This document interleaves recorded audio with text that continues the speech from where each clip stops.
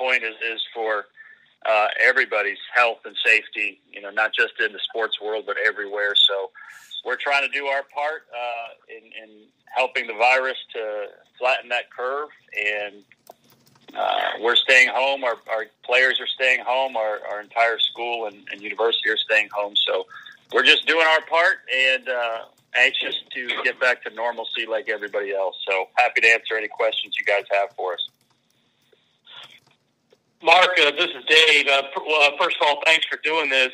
And second, just when the decision came down, were you able to immediately get all your guys home? And are all your guys home now?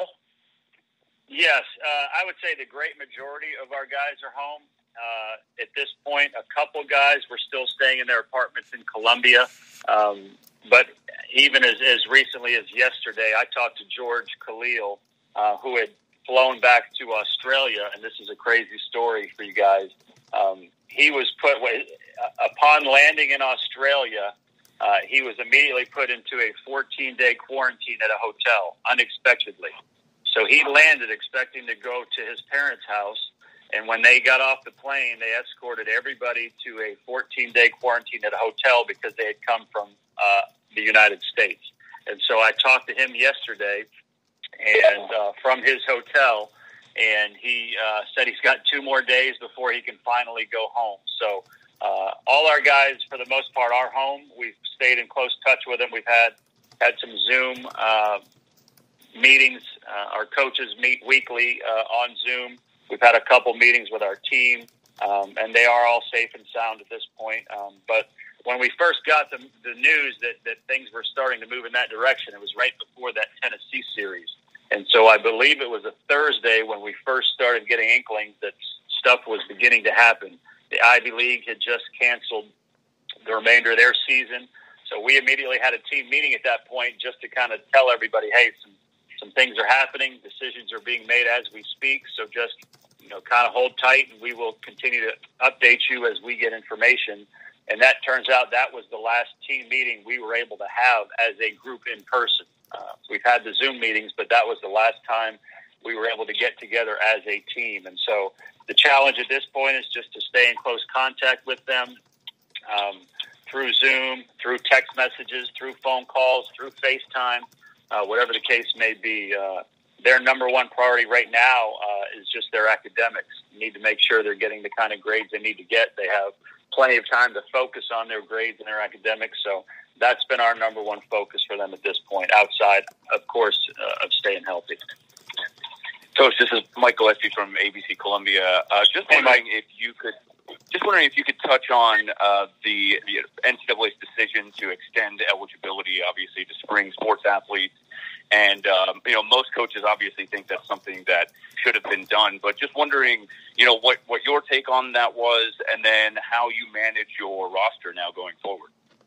Yeah, I think it was the right decision. I think these student athletes deserve the right to play 4 years of competition. And so I think immediately right out of the gate, they announced that the seniors would be able to come back and play their 4th year.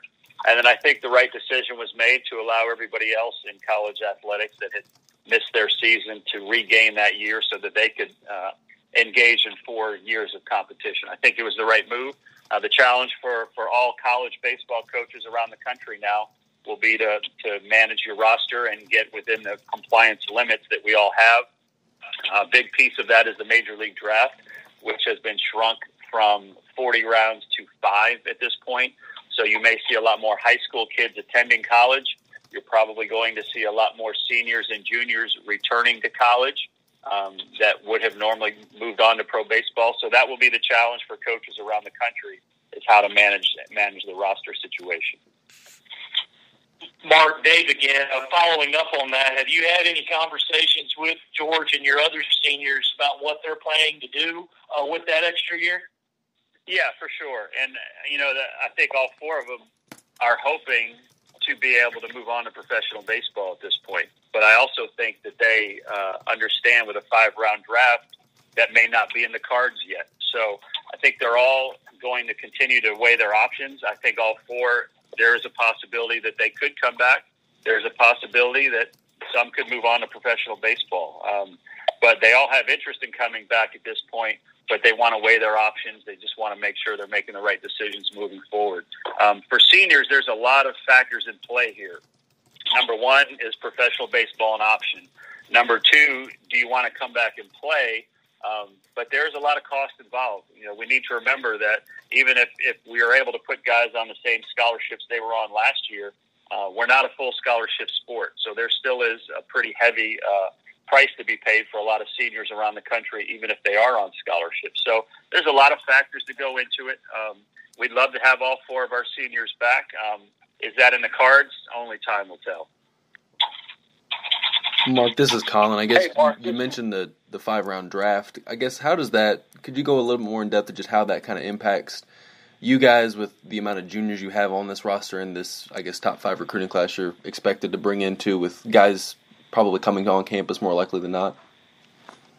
Yeah, I mean, at the end of the day, as you said it and as I said it a few minutes ago, there probably will be more players not moving on to professional baseball at this point than you anticipated a month ago when this thing all started, and a year ago and 2 years ago when you signed a lot of these kids. And so it's a factor. It's a challenge for every coach around the country, but there will be a lot more players in college baseball this year that would have normally been in professional baseball because of the draft being chopped down to such a small number compared to what we've done in the past.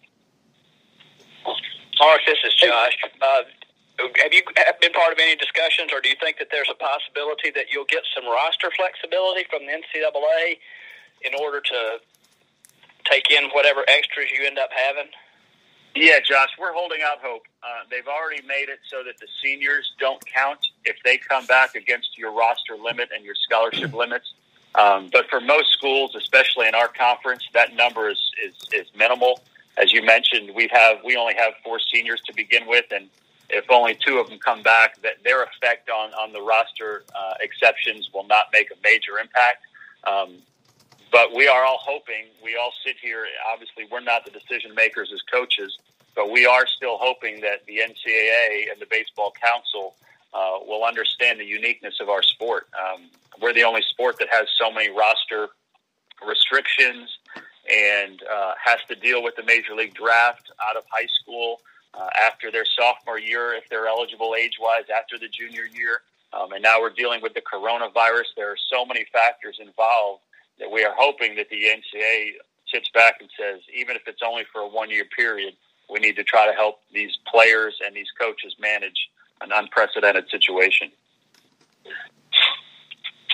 Mark, this is Jeff. I'm just wondering, what was your team's reaction when they found out the news that they had to go home and the season was officially over? How did they handle that? What was the disappointment level, and what did you say to them?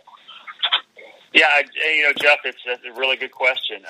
Again, when the season was canceled, we were all dispersed at that point. When we first had our last team meeting, we were under the assumption at that point that we could either be playing just in front of empty stadiums, or they would just have a little bit of a postponement for 2 weeks for it to settle down.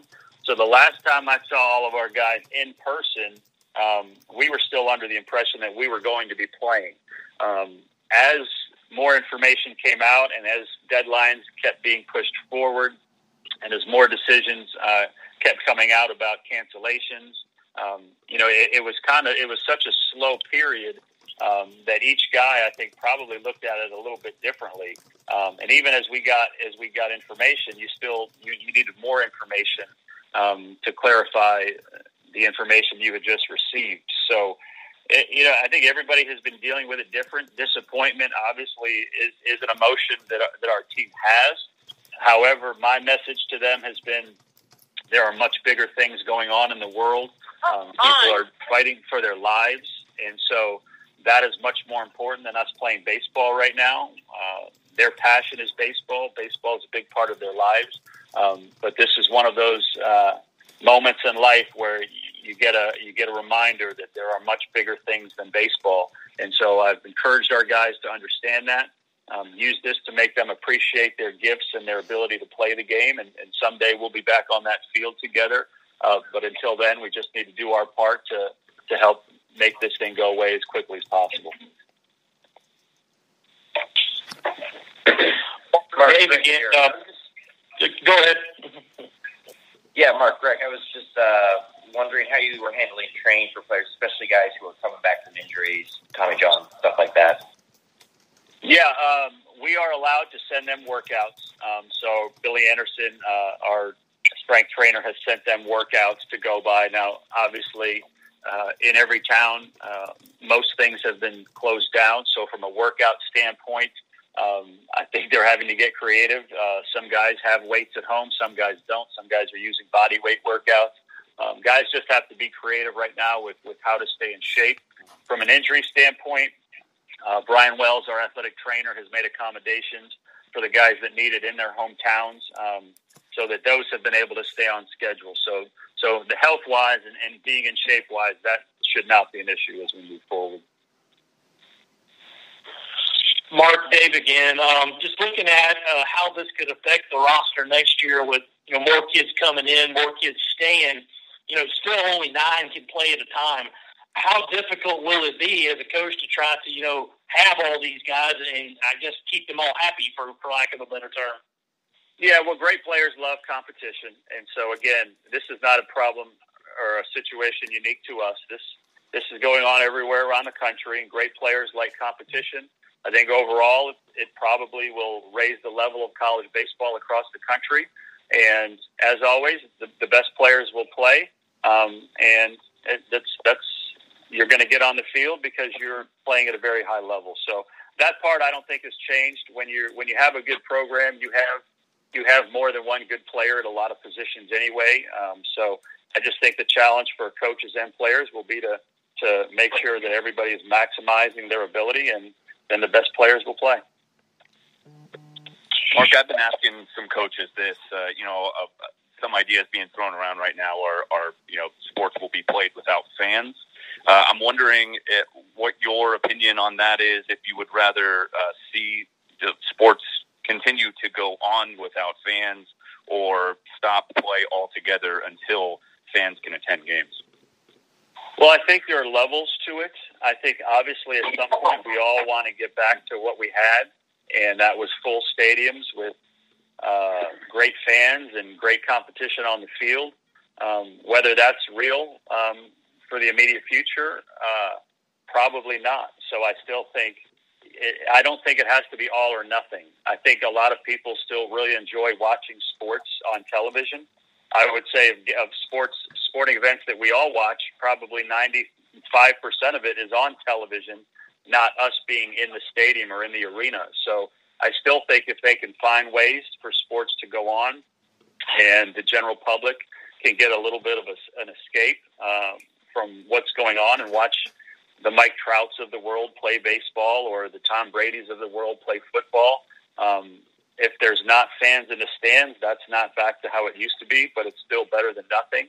I think probably all of us are getting a little tired of watching classic sports and reality TV. I think we all love our sports, and most of our sports we watch on TV anyway. So I think it's probably going to come back in levels and in degrees.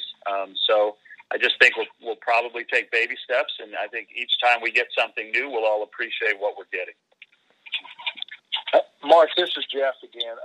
On a more pleasant topic, you guys seem to be starting to put things together when all this happened and playing well. How do you feel about where your team was when things were suspended?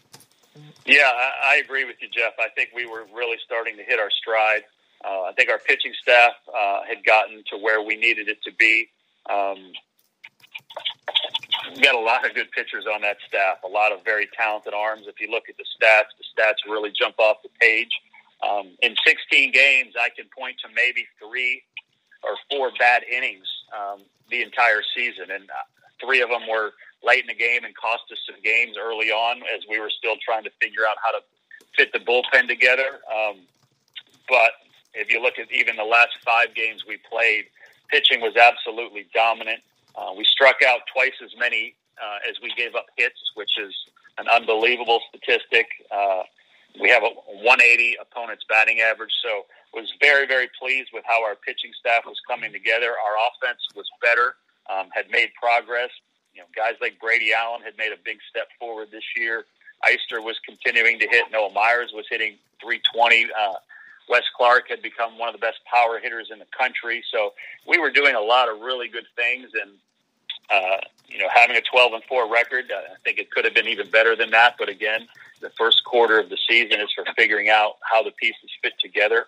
But I was pleased with where we were trending. And I thought this was going to end up being a very, very good baseball team this year. So the disappointment comes in not playing, but again, we have to keep it in perspective in the grand scheme of things. Mark, this is Colin again. Going back to the 2020 class for a second, I think it's top 5, top 10 in a lot of different places. Just what are your impressions of the class that you guys were able to kind of build for 2020, and how good do you think it can be? Very good. It's a very good class. It's players that are good now, but also have tremendous projection moving forward, and will continue to get better and better. There's a lot of high-end talent in there, a lot of guys that can help us right away. So it's a recruiting class we're very excited about. And I guess kind of going off that too, with most of those guys probably now expected to get on campus, do you structure or recruit the 2021 any differently, knowing that there's going to be a lot of guys on this team still over the next 2 or 3 years? Yeah, you're asking, and you guys are asking me questions that we talk as a staff every single day. This is unprecedented, and so we are having to think about things in ways that we've never had to think about them before. The natural progression of one class going out, one class coming in, and one group of juniors moving on, and that helping to absorb the players coming in. That's all been blown up and thrown out the window. So at this point for us, as coaches, we are looking at this every day. We are talking every day about it and how to deal with it. But a lot of decisions that we will be able to make are still to be determined based on the draft, based on does the NCAA allow us any relief moving forward, because baseball is a unique sport. So as much as we all want answers today, a lot of this is still to be determined based on a lot of decisions that have to be made. Hey, Mark, it's Phil Kornbluth. Thanks for taking the time out to be with us. What are you hearing? You got it. What are you hearing regarding Majinski and the draft? What are your expectations for him related to that? Yeah, I think he's still a first rounder. I think he did enough between the Cape Cod League, spring ball, and then how he had pitched early in the season. I think he's still a very solid first rounder. So we would expect him to be moving on, because obviously that's still well within the range of what this draft will be. So I would encourage and expect Carmen to be drafted at a level where he'll move on with his professional baseball career. Thanks. Mark, Dave again, following up on that, have you heard any news about Brett Terry since he is a draft eligible sophomore? Yeah, I think we're in good shape with Brett. He's one of the guys that obviously everything is still to be determined, but we feel pretty good that Brett will be on our staff next year. Mark, Wes was obviously having a great season and leading the SEC in home runs. When do you think things really started to click for him? Was that at the end of last season, or in the fall or summer, or when did he really start to put things together? Yeah, good question. I would say the end of last year. The first half of the year he was a non-factor, but he just kept getting a little bit better every day. He kept getting a little bit stronger in the weight room, and he was such a mature kid and really cared that you just figured he was a guy that we needed to give some looks to towards the end of the year that he had earned, and he was giving us really good quality at bats. And so I think that was the beginning of Wes Clark becoming a player for us. Then he went out last summer and played in the Valley League and tore that league up, and so that gave us really good optimism that he could be a significant player for us this year. And at the time, we didn't know would it be as a catcher, as a first baseman, as a designated hitter, but we knew the bat could be pretty significant for us, and he's delivered. One of the best power hitters in the country at this point. Thank you. Mark, in normal times, baseball here at South Carolina is unique or at least rare among a lot of places in that it provides a real comfort for fans who might have been bruised up with other sports seasons, and it's the traditional success. And I wonder how much you have felt that as the South Carolina baseball coach, and how much you've gotten the impression that people specifically are missing your season right now. Gamecock fans are specifically missing having that baseball team right now. Yeah, I think we're all missing it. And again, it has to be tempered with perspective. But I think people love baseball here. It's one of the reasons I came here is because I wanted to be in a place where people loved, cared, and had passion for baseball, because I do. And so, yeah, I think there's a little bit of a void, but it's going on everywhere. And, we can feel sorry for ourselves, or we can just try to be a part of the solution. And at some point, we'll be back on that field. Our fans will be back in Founders Park, and things will return to normal. And I can't wait for that day. But until we get to that point, we just have to try to deal with this as best we can. Mark, it's Colin again. I guess kind of looking at the draft for a second, I know summer leagues are kind of up in the air right now.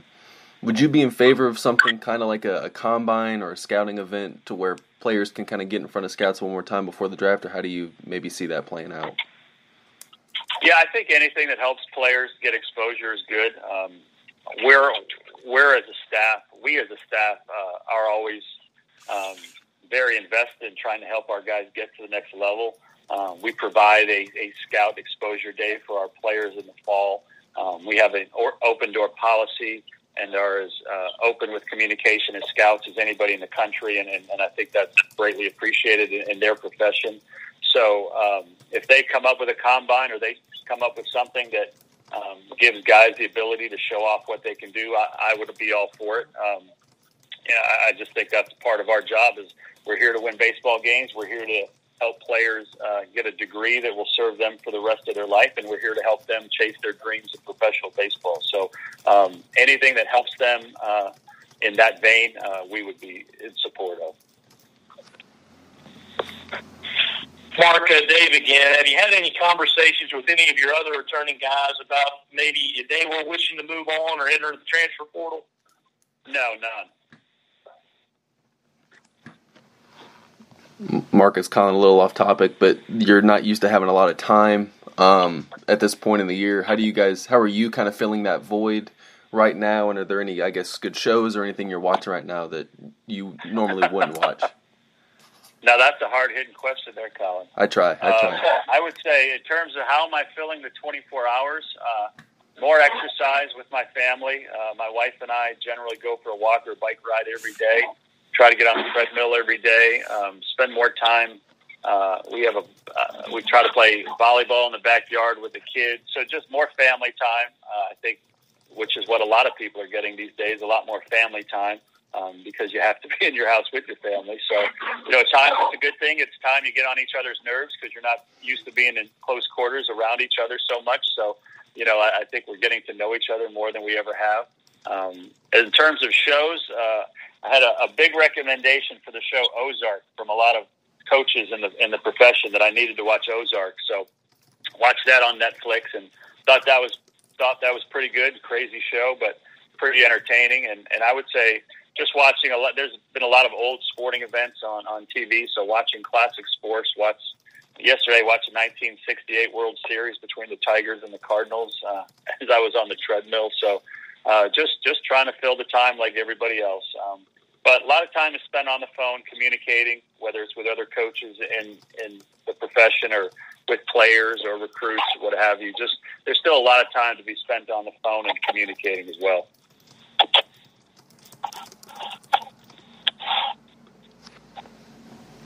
Anybody out there like Ozark or have watched it? Well, I'm a fan. I'm definitely a fan of it, Mark. Have you seen them all? Yeah, and in fact, the last episode of the third season just was broadcast a week ago. So if you haven't seen it yet, I won't spoil it, but it's good. No, I did. I saw it, and I watched the last episode 2 days ago. And I kept hearing, man, wait till you see this ending, wait till you see it. And I felt like, okay, it was a little unexpected, but The whole show is about somebody dying every episode, so it wasn't that big a deal. No Tiger King Next, at all? they're going to queue up Friday Night Lights and watch that one again. It just skip a second. Okay. Mark this down. Yeah, I'll take any recommendations you guys have. I'll take any recommendations. Tiger King. No, I tried that, and that's a hard pass for me. I just can't deal with that amount of craziness. Off the rails. Got a question for you real quick. It might seem like a weird question, but when you watch these, old baseball games from like the 60s, do you get any ideas of, anything to do differently maybe as a head coach or in-game play? I mean, from stuff that's, more than 50 years old? I wouldn't say you get ideas. I just think you gain an appreciation for how the game has evolved over the years. Whether it's the body types, the strength, whether it's the mechanics. The mechanics have gotten a little tighter in terms of the actions are. Back in the day, you had big, long wind-ups and big, long arm actions, and everything was a little bit slower. You had guys at the plate who could have bigger movements. The game is just quicker now at a faster pace. And so I just think it's interesting to watch the evolution. And you can see it each decade. That game from the 60s, but also watch the Dodgers-Yankees from the World Series in the late 70s, and I believe 1981 was one of their World Series. So I just think it's very interesting to see the evolution of the body types, of the stuff from the pitchers, the types of swings people took. Swings were a little bit longer, 40, 50 years ago. But at the end of the day, it's still baseball.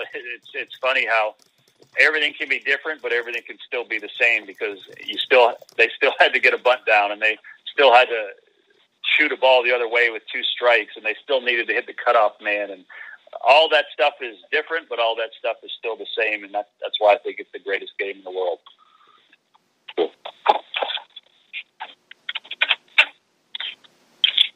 Any more questions for Coach? Yeah, real quick, Mark. Just sure you're following what the Major League people are talking about doing. You have any thoughts about the Major Leagues trying to crank it up maybe late May, early June out in Arizona, and maybe playing in front of empty stadiums just for their sake to get something going again? If that were to happen, I mean, what do you think that would mean for the country to have something live to look at in terms of sports? Yeah. I would refer back to what I said earlier, but I think some baseball is better than no baseball. Obviously, we all want to return back to full stadiums with fans packed in there and screaming and yelling, and a team on the field playing and trying to win games. That's the ideal. That's normal.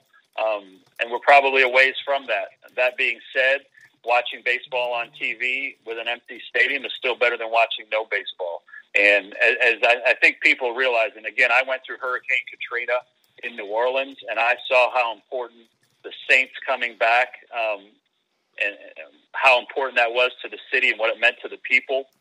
And I remember after 9/11, Mike Piazza hitting that home run in New York City and what that meant to people and the fans. So sports is a small part of our society, but I think it is a part, and it gives people some relief. It gives people a diversion. We're talking about what shows to watch. I mean, people want to have something to watch as we're all quarantined. So if you still get to watch Mike Trout on television and watch Clayton Kershaw throw a curveball, whether there's fans in the stands or not, it's still better than nothing for any of us. So I think they want to be creative because they know that they can be a part of the recovery for our country. Mm-hmm.